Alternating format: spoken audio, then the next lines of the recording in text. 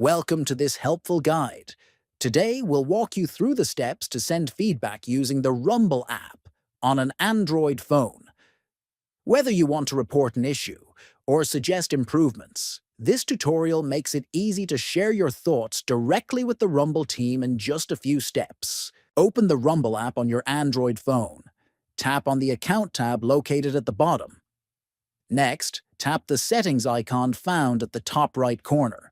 Scroll down through the Settings menu until you find the option labeled Send Feedback. Tap on Send Feedback.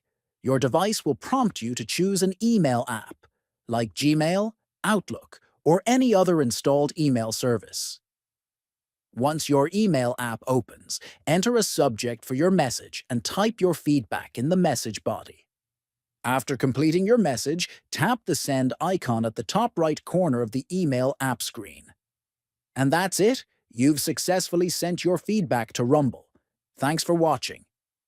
If you found this tutorial helpful, feel free to check out our other videos for more quick and easy app guides.